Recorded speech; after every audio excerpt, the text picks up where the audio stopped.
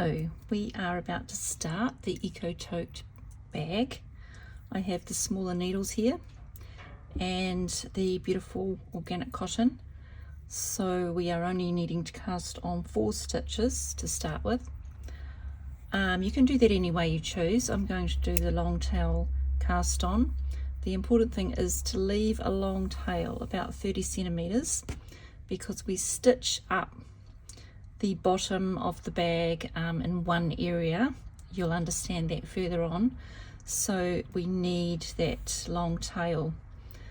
Here's a finished bag sample, and so you can see the base, how it looks. We're knitting circular, and we're doing just simple knit front back increases all the way around as we increase the size of the base of our bag. So we start flat. Obviously we can't knit circular easily with only 4 stitches, so that means we are knitting flat, so we're not joining in the round. So I am just going to cast on the 4 stitches. 4. Okay, and we are ready to begin our first row, which is to knit front back into every stitch. So to knit front back, we knit into the front of the stitch, and then instead of sliding that off the needle, we now knit into the back of the stitch as well, so that creates 1 extra stitch, and then slide the stitch off. So you can see we've got 2 stitches there. We repeat that into the next stitch, knit into the front and knit into the back, and then slide the stitch off, so another extra stitch, knit into the front of the 3rd stitch, knit into the back, and then slide the stitch off, and then the 4th stitch, knit into the front and knit into the back. Oops, let's try that again. Knit into the front, knit into the back. Okay, and that completes our very first row, and we now have 8 stitches. So now on every second row we are just purling all the stitches, so no increases, just purl. So we're purling across, so a needle goes into the back of the stitch for purl, and across we go.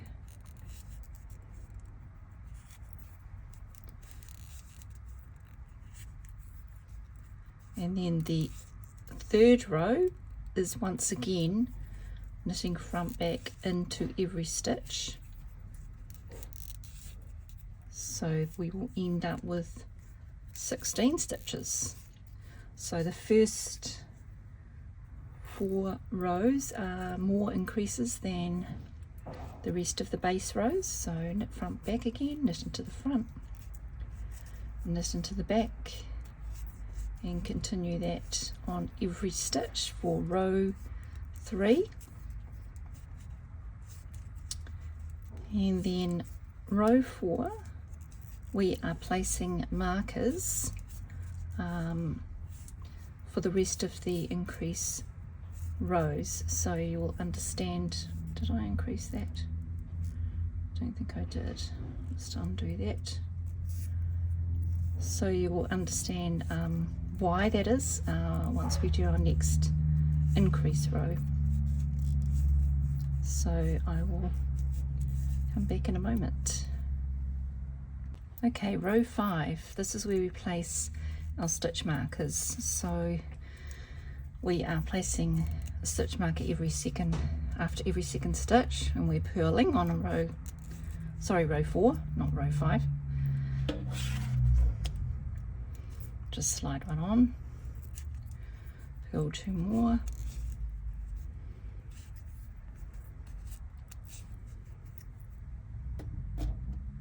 next one, 2 more,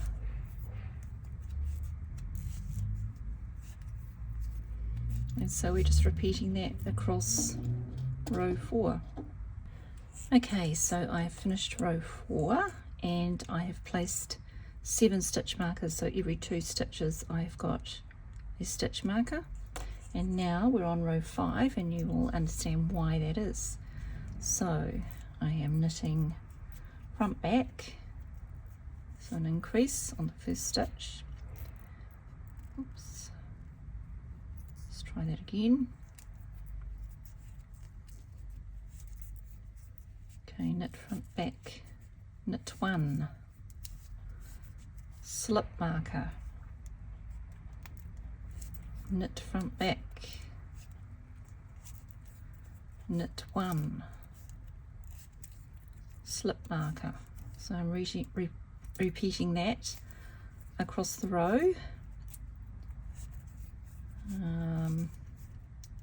Continuing on, and then on row 6 we will just purl all the stitches and slip the markers as we come to them. Row 7 we knit front back, knit to marker, slip marker. So this way, with having those markers in position, we know then that we are knitting front back at the start and then knitting up to the marker, slipping the marker, knit front back, knitting up to the next marker, slip the marker. So it just helps us know where to place our increases from here on. So I'm going to follow the pattern now until I have 56 stitches, and then I will show you how we then continue and join in the round. Welcome back. So I have now increased up to 56 stitches, as you can see there, and I'm ready to join in the round. So I have a beginning of round stitch marker, which is a different color, so I know that's the beginning of round. I'm going to just pop that on my right hand needle, and then we are doing an increase round, so we are doing a knit front back. So you just basically just start knitting, and you are going to, because we're joining in the round, you don't need to do any purl stitches, so we're just going to do our increase round all the way around back to the beginning of round marker, and then our every alternate round, which has been a purl row up to now, will now be a knit round, since we're knitting stocking stitch in the round. So away we go. So we're just doing an increase round back to the beginning of round marker, so knit front back at the beginning there after each stitch marker, and knitting up to the next marker, and continuing that to the end of our round. So I will show you that in a moment. Okay, just finishing that increase round, coming up to the beginning of round marker, slipping that marker, and I'm just going to close the gap now, so I'm just going to continue knitting. Alright, so from now on, no purl, just stocking stitch in the round, increases every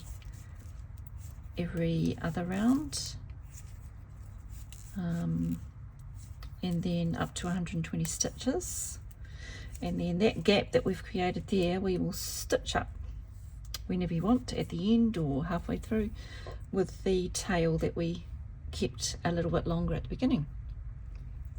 And that's how we create the base of our lovely Eco Tote.